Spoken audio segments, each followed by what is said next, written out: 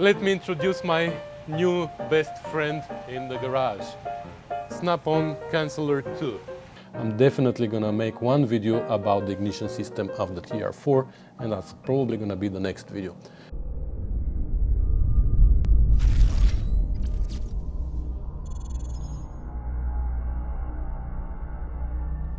Hey guys, welcome to the next episode of the 1964 Triumph TR4 restoration in the Rusty Beauty's garage. And in this episode we're gonna try to adjust the engine a little bit better, and for that we're gonna use my newly acquired scope app on my iPad. Just kidding you. For that we're gonna use this Snap-on Canceller 2 scope that my friend Eugene gave me to use for these old babies. So old equipment for old cars.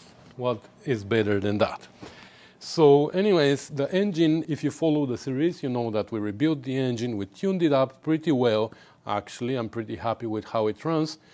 And if I didn't have the scope, I would be perfectly fine with it. However, with the scope, I found one little issue, which I want to fix, of course. I'm pretty sure we all have these little issues in our engines without even knowing. Even a perfectly running engine might have something like that, and we won't even know.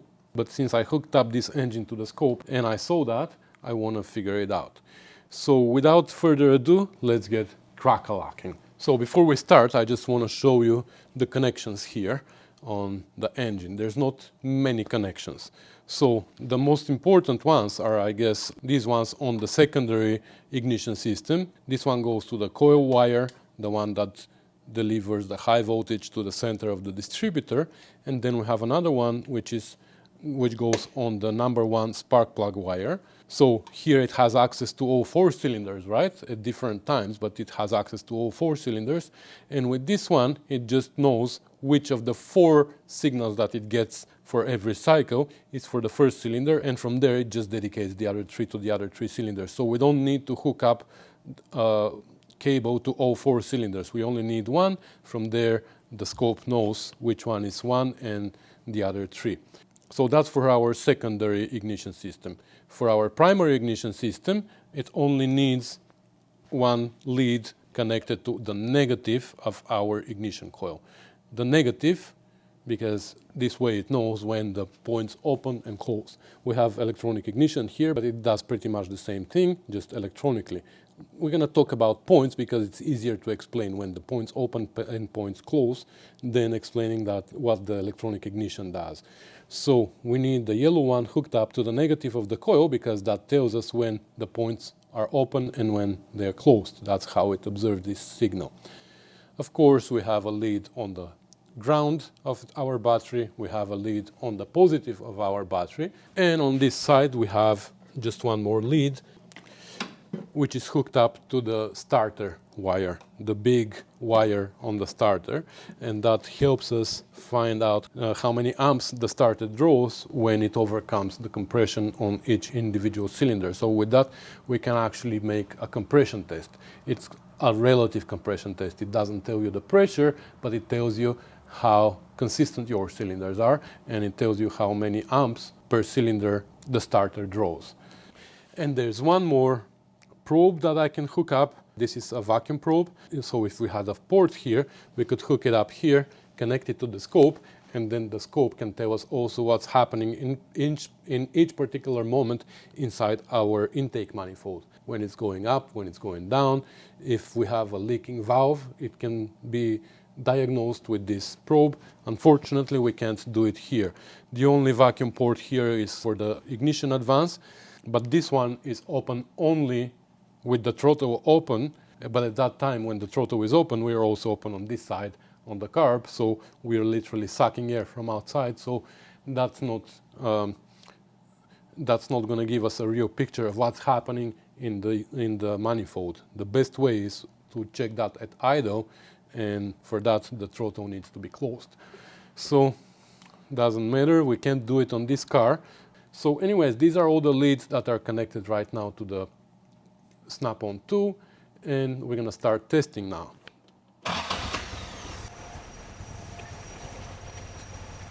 Alright, so I started the engine, I turned the scope on, and this is the main screen.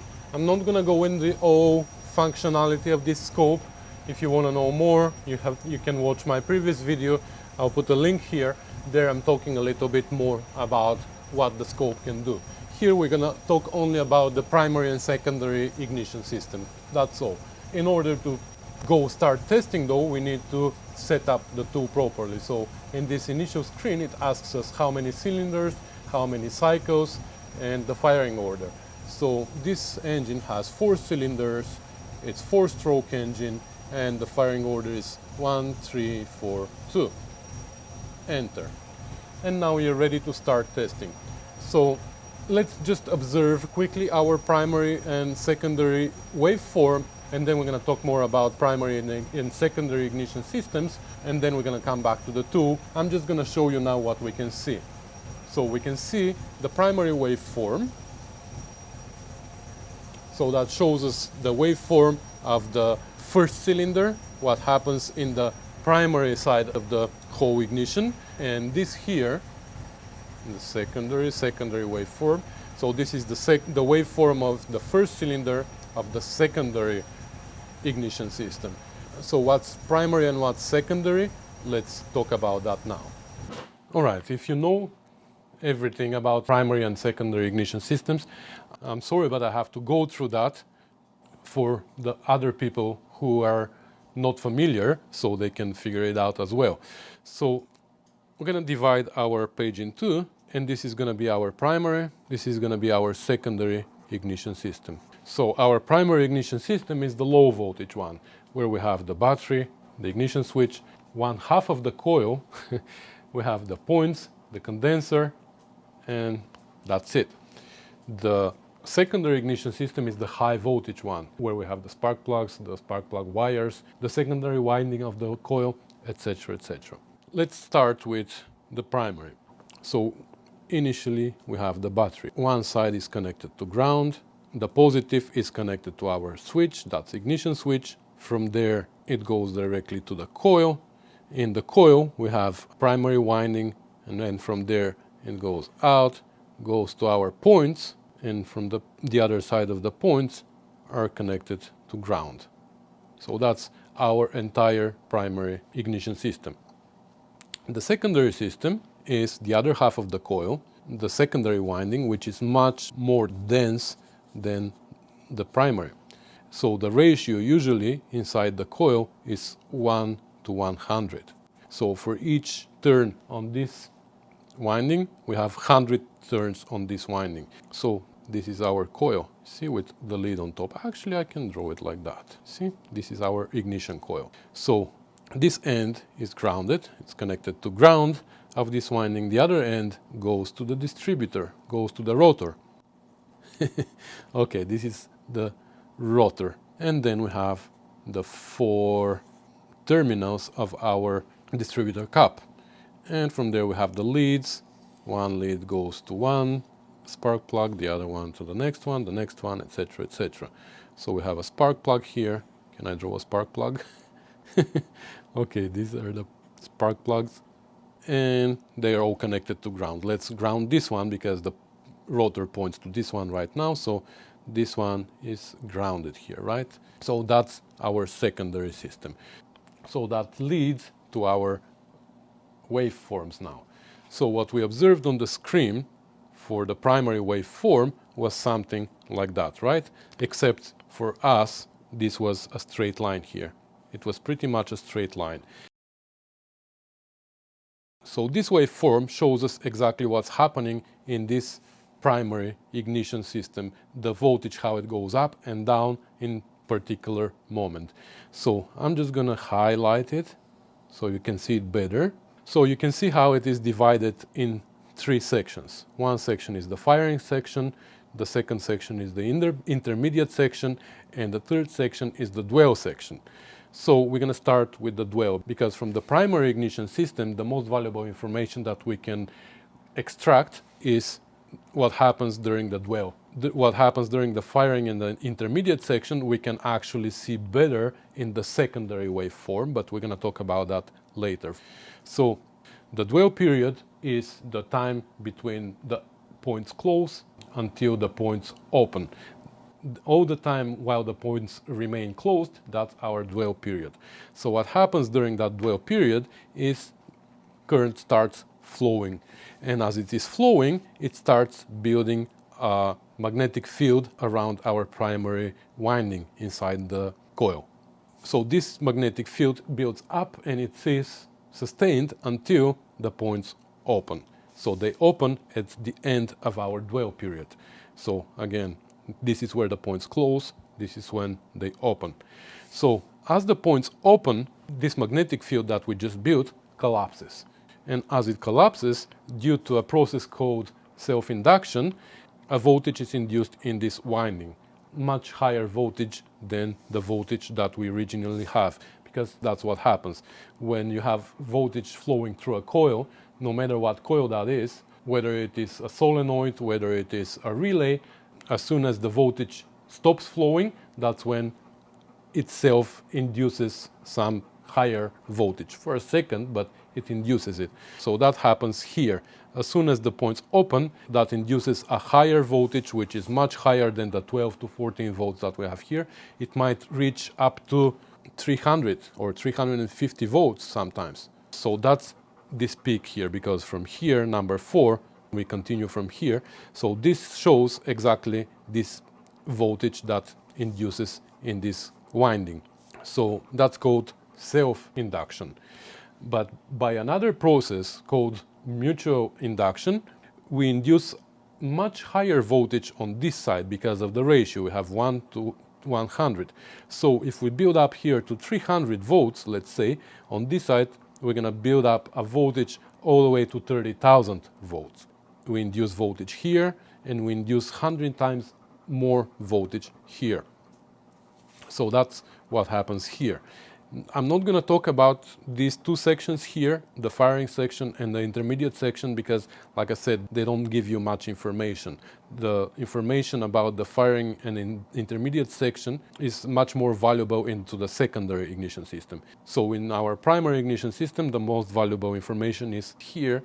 That can tell you whether your points are worn, whether you have a bounce in the points, whether you have a bad ground on the coil. It can give you, depending on what happens here, you can diagnose a lot of problems. And in fact, I can show you here a little bit.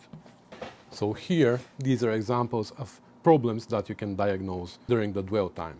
Here at the end of the dwell period, you don't have an immediate spike of the voltage. You have a few steps here and then it goes high. This means that your points, when they open, they don't open at once. They keep making contact between each other for a second or for millisecond or microsecond or whatever.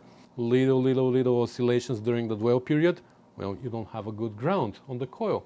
Right away it tells you. At the beginning of the dwell period, you have a little oscillation here. That means point bounce. So the points close, but they bounce and they open for a second, and the little magnetic field that has built in the winding has collapsed now and creates a little spike in the voltage, but then the points close again after they bounce, and that's when you get the straight lines. This, for example, tells you that you have a condenser leakage. Here it says that you have excessively short dwell period.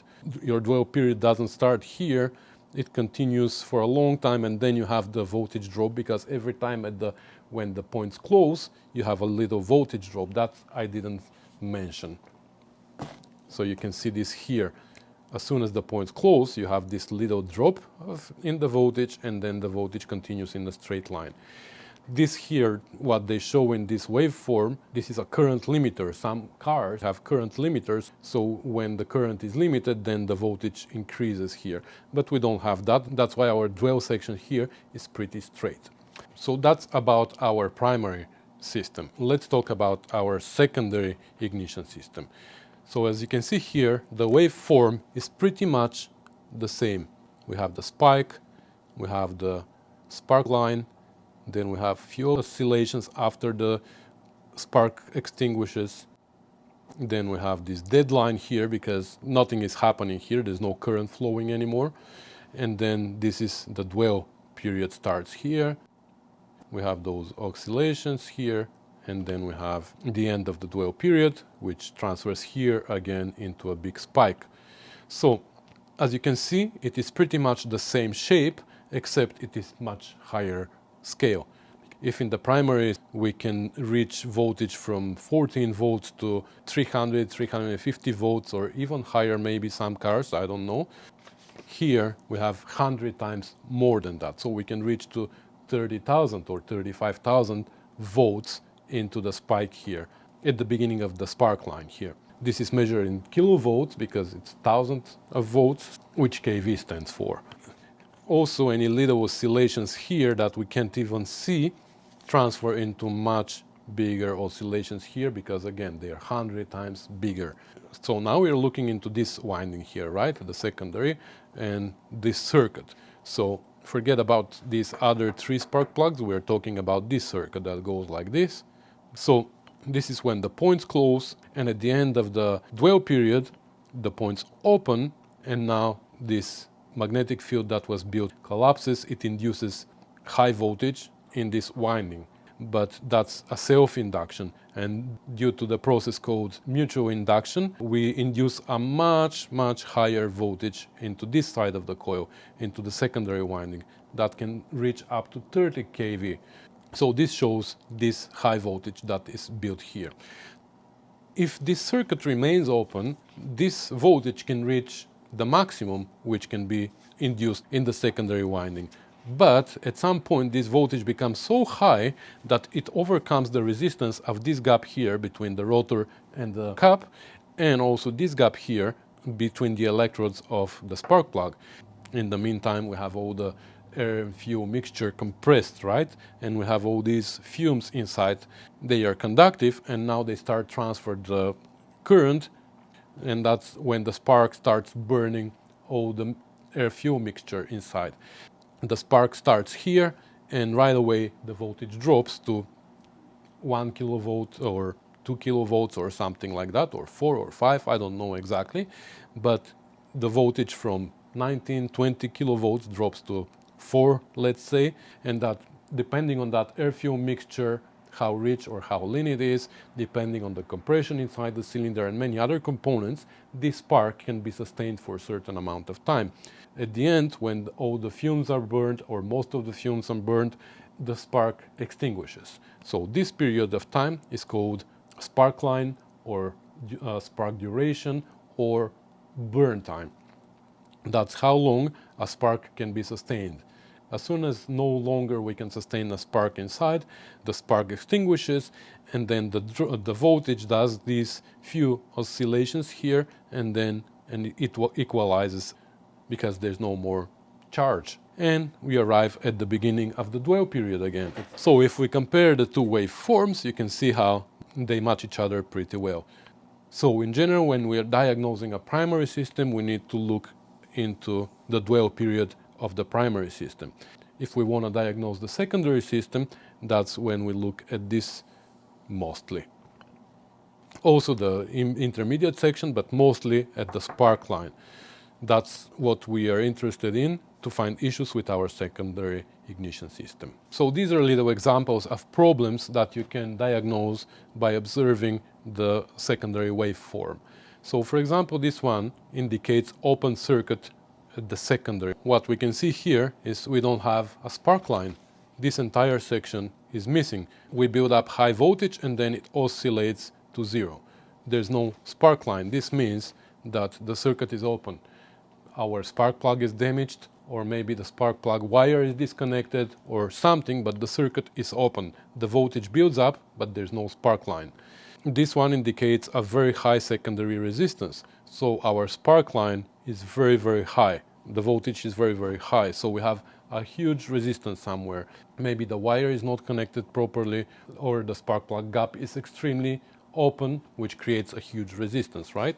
So we have all these issues here that can be observed during the spark line. Indicates cap to rotor segment is bad, indicates spark plug shorted or gapped too close, indicates reversed coil polarity. So we have reversed pattern, then we reverse the coil, and etc. etc. So we're not going to go through all of them, but that's basically what information the secondary and the primary waveforms can give us. So let's see what our car shows us now. Finally. All right, so let's look first at the primary waveform and see what it shows us. So, like we said, what we're interested here in is the dwell period, which is here. Right after the voltage drop, we observe this. It is pretty straight line, and like I said, we have electronic ignition, so I'm not expecting to find any problems here, because the electronic ignition is pretty consistent with that. We don't have bad points, we don't have bouncing points, we don't have bad contacts, misaligned points, we don't have a condenser to worry about, so I'm not expecting to see any problems here. So that's cylinder number 1, cylinder number 2, cylinder number 3, and cylinder number 4. They all show pretty much the same thing, and if we parade them here, you can see that the dwell is pretty good on all of them. What we can do also is we can take only the dwell period and compare it in degrees for all the cylinders. They are pretty even. So we can't observe a lot from our primary system, but let's see what we can find in the secondary ignition system. So again, we can look at the waveform first, and here we said we are interested in the spark line, or the spark duration, or the burn time, as they call it. So again, we can parade them and compare them all. And we can't see much here because it's very small. So single waveform size select. Now I can make it wider. So if I increase the width, now I can see the spark line. And nothing special here. Number 2, number 3, and number 4, they are the same. But now we are interested in the length of the spark line, how long a spark is sustained in each cylinder, and that we can see on the burn time bar graph. So this tells us for each cylinder or the length of the spark line. So right now you see here we are between 1 and 1.3. So anything between 1 and 2 milliseconds for the spark line, or for the spark duration, or for the burn time is good. Lower than that is not good, and higher than that is not good. So what can affect this burn time is the air-fuel mixture, how lean or how rich it is. The leaner it is, the shorter the time. The richer it is, the higher the time. Also, the ignition timing is affecting our spark line. The condition of the spark plug, a wide gap, a narrow gap, also affects our burn time. And the compression, the higher the compression, the shorter the burn time, and the lower the compression, the longer the burn time. So these are all things that affect our burn time. We can clear that and start a new example, and this shows me pretty low here, but I think normally I'm around 1.5, but I think this is because the car has been idling now for a long time. So I'm gonna snap it for a while and see if these are gonna change.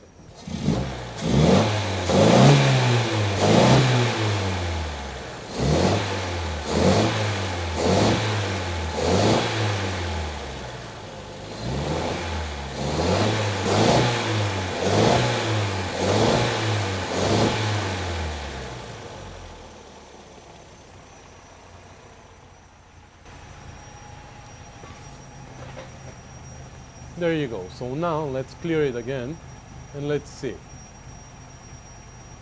So when the car idles for a while, the spark plugs become full a little bit. So now it increased the times a little bit, but you can see that number 3 is lower than the other ones. Significantly lower, the time. So if they were all short or all long, then we can blame the timing, or we can blame the mixture. Here, number 3 is actually sharing a carburetor with number 4, right? 3 and 4 are the same carburetor. So if the mixture was lean for number 3, it was going to be lean for number 4 as well. But it is, number 4 is actually our highest. So I don't think it's a mixture. And The only thing that I'm thinking of is the spark plug. So I'm thinking that maybe we have a too wide gap that increases the resistance and reduces the burn time. Also, if we go back to the waveform and we parade them, so you can see also that the number 3, so they are in the same order as they are here, 1, 3, 4, 2. So this is our number 3. You see that here our high voltage builds up less than the other 3. This one also builds a little bit less, but this one is a lot less than all the other 3. So it doesn't build up the same amount of kilovolts as the other ones. So if we want to observe only the peak here, we go to the kV test, kV bar graph, and here we can see the amount of voltage that builds up inside the secondary coil at the peak of the waveform there. So you see that this is the minimum, this is the maximum, and this is the current, of course. Let's clear it and start again, fresh. So here we go from 10 to 16, here we go from 19 to 30, even 30 kilovolts we built here, and here it's half sometimes. So again, this leads to a too narrow gap, because if we have narrow gap, as the voltage in the secondary winding increases, like we said, it needs to become high enough to jump the gap in the spark plug. But if we have a too narrow gap, it's going to jump much earlier, and it's not going to allow for the voltage to build up anymore. It's going to start jumping at 16, let's say. If we make the gap bigger, we're going to need to build up much higher voltage before it jumps. So again, this tells me that our gap is too narrow on that spark plug. Alright, so now that I'm editing the video, I realize that I got confused here, because the short burn time led to too wide gap, and the low kV leads to a too narrow gap. So it shouldn't be a spark plug issue. I should have looked somewhere else. But anyways, let's see what's gonna happen. So again, I'm not a specialist. I have this tool in my garage for the last 2-3 days. I don't know much about it.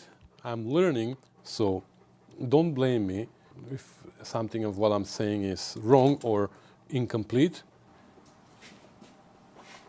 So you see our spark plug. It's pretty smoked, but I'm thinking this is because we are idling the car a lot. But you see how the electrode was white on top. It was pretty good, actually. So our gap needs to be 25 tau, right? This is 24, this is 25. Yep, that's pretty tight. Okay, that's more like it. Okay, let's clean it. I don't have another wire brush, so I'm going to use this one to clean it a little bit. Yeah, the electrode looks good. Okay.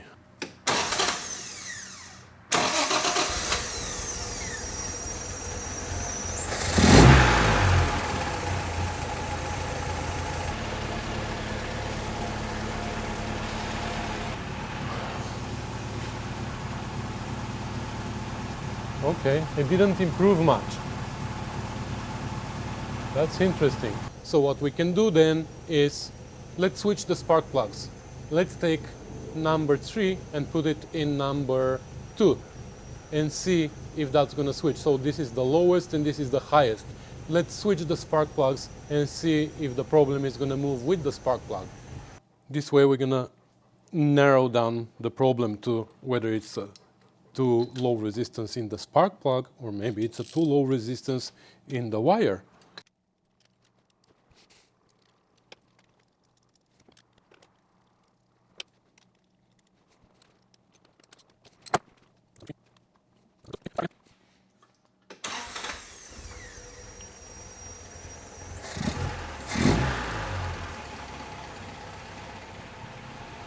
So we still have cylinder number 3, the lowest, so it's not the spark plug. Let's see what else could it be.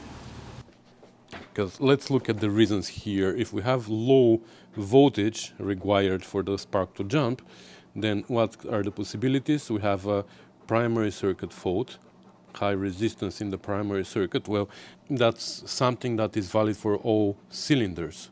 So that shouldn't be our issue. Low resistance in secondary circuit, so that's what I'm talking about. We either have a low resistance in the lead or the gap is too small between the rotor and the cap, I don't know. Grounded secondary circuit. Spark plug, all these issues, but we eliminated that by switching the spark plug, so it's not the spark plug. The polarity, it is the same for all. Ignition timing, again, it is the same. I don't see a way one cylinder to be more advanced than the others. Fuel mixture, it says rich will lead to lower voltage, of course, because rich mixture is more conductive and allows the spark to jump earlier. So that makes sense, but our number 3 and number 4 are at the same carburetor, unless there's something happening in the manifold, I don't know. Maybe a vacuum leak, but vacuum leak would make things lean, right? Not rich. And compression, low compression, but we already measured the compression with compression tool, and we also measured the compression, the relative compression with the scope, and the compression was the same for all cylinders, so that shouldn't be the problem. So the only thing that I'm thinking of is low resistance in the secondary circuit, so we should find a way to measure that, or rich mixture only in this cylinder, which I'm thinking the only way for that to be possible is if we have a vacuum leak maybe on cylinder number 4, and that makes cylinder number 4 leaner than number 3. So we're gonna check for vacuum leaks anyways. I did check before, but we're gonna check again. But first of all, let's compare the resistance of all the leads. And the rotor to cap gap we can't figure out. We're gonna look at the terminals inside the cap, but I'm thinking in the worst case scenario what we can do is we can turn the distributor 90 degrees and make this lead go to cylinder number 1 and then third, fourth, second, you know what I mean? And then we will see if cylinder number 3 is gonna be the low voltage or another one. So yeah, let me take out the cap and look at that. So this is 1, this is number 3, right? So what I'm thinking is it possible that this terminal here is a little bit closer to the rotor? You know what I mean? If it is a little bit closer to the center, then it has a smaller gap to the rotor. That's a possibility. But you know, first of all, let me measure the resistance of the leads, and we're gonna write it down this time because I measured it before, but I don't remember, to be honest.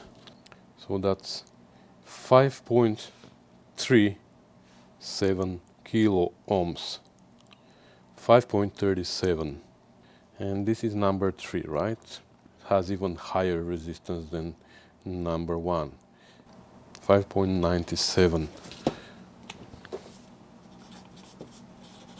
6.39. It's 5.4. 5.41. Number 1 has the lowest, but I believe this is within the normal range, so I don't think this is a problem. So what I'm gonna do then to test the gap, I'm gonna turn the distributor 90 degrees. But because I wanna memorize this timing, I'll show you what we're gonna do now. Alright, so what we're gonna do is we're gonna put it back as it is. We're gonna use the strobe light to check the timing at 900 or whatever RPM it is idling, and we're gonna put it at the same timing but 90 degrees. I'll show you how. But now actually, just for shits and giggles, I want to take out this rotor and put the old one, even though it's an old one, but sometimes, you know what, aftermarket parts are not the best. So let's see what's going to happen with the old rotor, even though it has this play here. So just for shits and giggles, I want to see how she's going to run with the old rotor. Then we're going to put back the new one.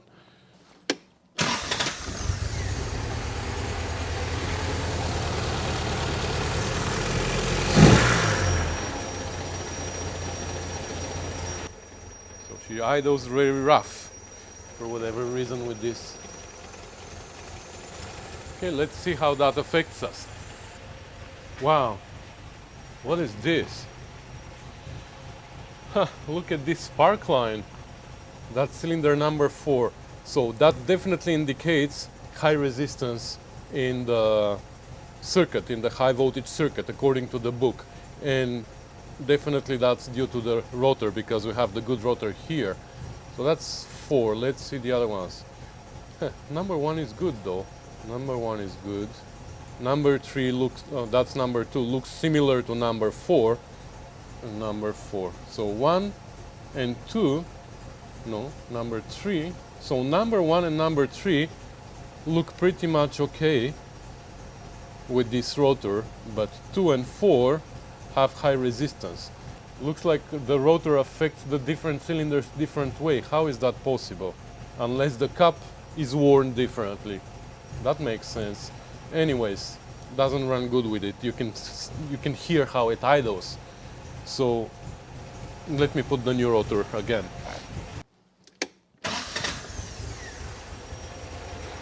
And that's the new rotor now.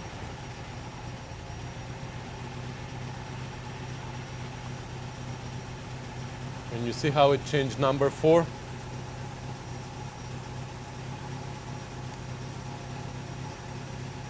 Yeah, so now they're all back to normal. Number 4 is still a little bit different than the other ones though, but at the end of the spark line.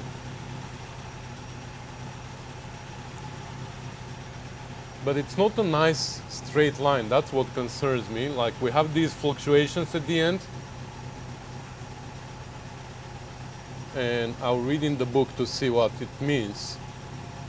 See, number 3 and number 2 have these oscillations at the end. Number 4 is pretty smooth. And number 1 also has these oscillations at the end. I'll see what that means. So you see here what it says. When you have oscillations here, like this, during the spark line, it indicates cup to rotor segment is bad. I'm gonna turn the cup 90 degrees now, and we will inspect again. So let's see what is the timing at 950 RPM. We can use our light for that. Did you think I don't have a light? I do have a light. Yeah, Eugene gave me a light as well.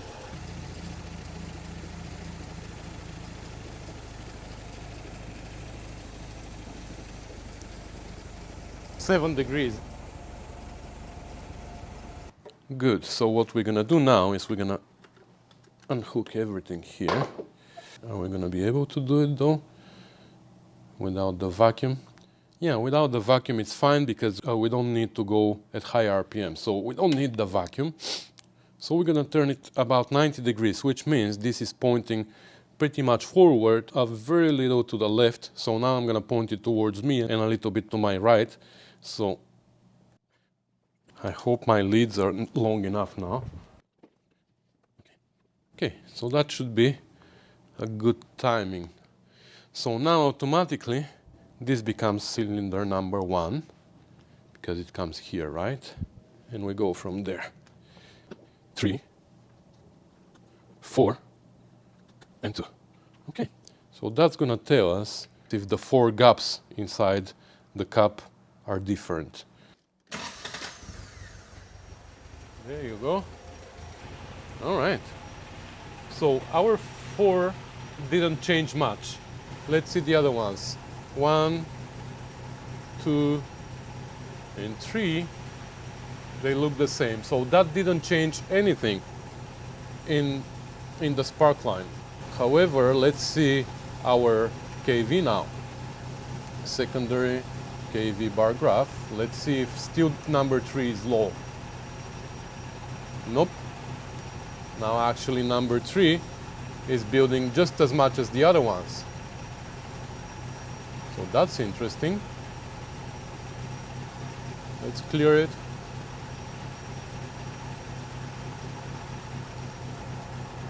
Yeah, so now the cup, when we turn the cup, the lead that was going to number 3 went to number 4, because first, third, fourth, second, right? So exactly, so number 4 now should be the lowest, and it is.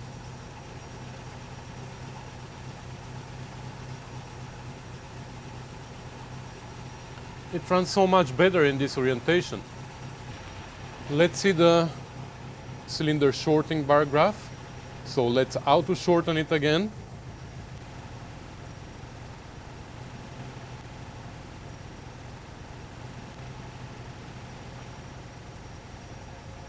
That went crazy for a second. Still number 3 is the lowest. And still number 2.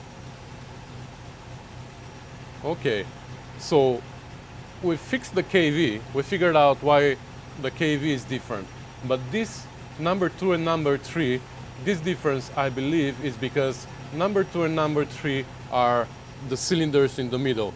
So that has something to do with the vacuum that builds inside, something with the geometry of the manifold. I'm pretty sure of that. So I don't think I can do anything about it. Maybe I should check for leaks. Let's check for vacuum leaks. So I have carb cleaner here, and I'm gonna spray around. Oh, it's blowing from here. I'm gonna spray around here to see if there's any difference in the RPM.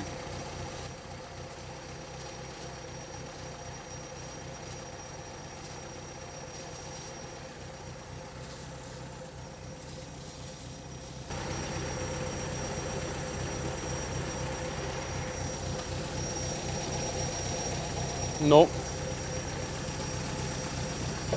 we don't have vacuum leaks.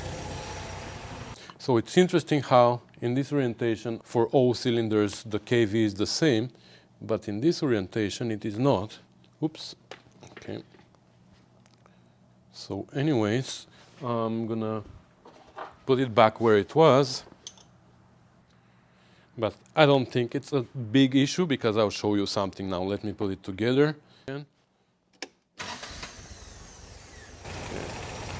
This time I need to move it a little bit. There you go. And let's check again the secondary KV bar graph.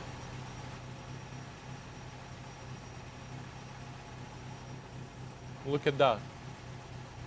Now it is pretty consistent. How's that possible? I don't know, it fixed itself. What did I do? Okay, you tell me in the comments, what did I do that made it equalize itself? I moved the distributor anyway. Okay, let me show you now what I wanted to show you. So if we go to the cylinder, let's do the same thing, the shortening, auto shortening, that's at idle speed. But I want to show you the same thing at 2000 RPM. And you will see that anyway.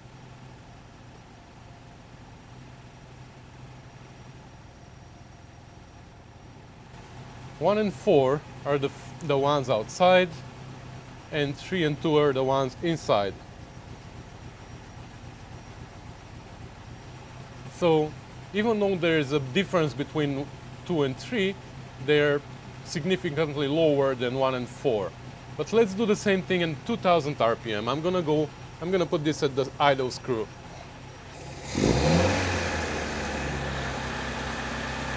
Okay, I hope you can hear me now. So now we are at more or less 2000 RPM, and let's do the same thing. So 200 for number 1, 240 for number 3, 220 for number 4, and a little bit less for number 2. Let's do that again. Always number 2 is the lowest at higher RPM. So that makes me think that there's something with the geometry of the manifold inside that at idle speed somehow directs the air-fuel mixture into the outer cylinders and less into the inner cylinders. I don't know. Pretty consistent. All right, so like I said, I think this has something to do with how the cylinders are fed at idle speed, but you can see that at 2000 RPM the cylinders are pretty consistent and how much they contribute to the torque that the engine produces. So I'm pretty happy with it. So what we actually did with the scope is we pretty much confirmed that everything works well here, because we had everything done before we got the scope. So anyways, if you have any thoughts about the analytics here, what these numbers and these waveforms show, share your thoughts, absolutely. But for me, I think this is where we're gonna leave the engine. It is in perfect position right now. I'm gonna call the engine of this car done, and I'm gonna move to some other things that I still need to do before the owner picks it up. I hope you like this video.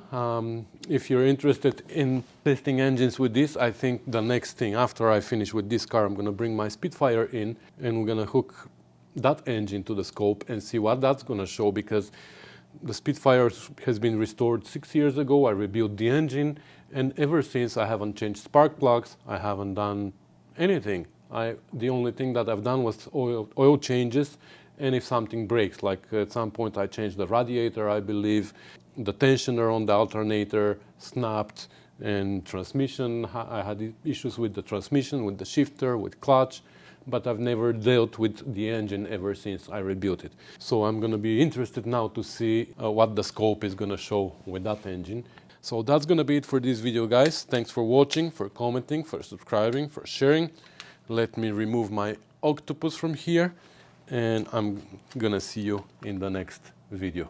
Oh, by the way, I forgot to mention, there's merchandise available now, Rusty Beauty's merchandise. There are people who constantly tell me you have to make merchandise, you have to make merchandise. Okay, I made merchandise. So if you go below this video, there's gonna be a store, and you can see there's t-shirt, there's a hoodie, there's a coffee mug, and there's also a sticker. So feel free to purchase something. You're gonna have something branded Rusty Beauties, and you're also gonna help me a little bit. Yeah, that's it. So once again, guys, thanks for watching, and I'll see you in the next one. Bye.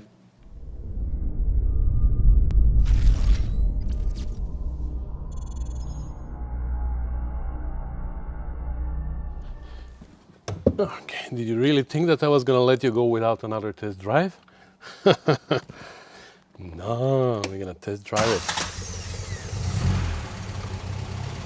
Let's go.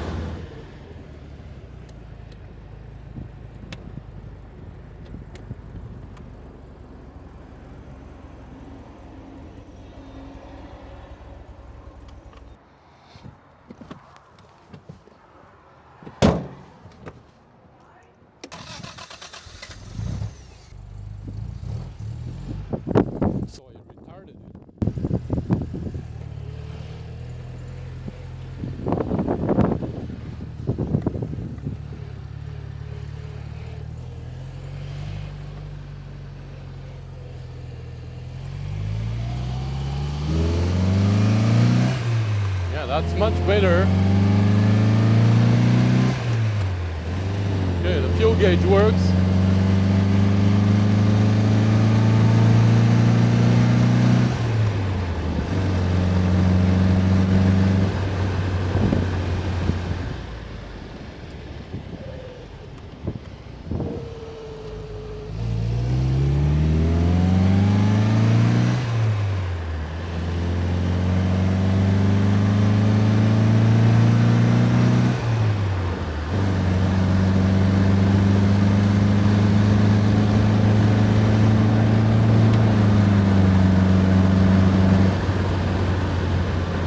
The overdrive works every time.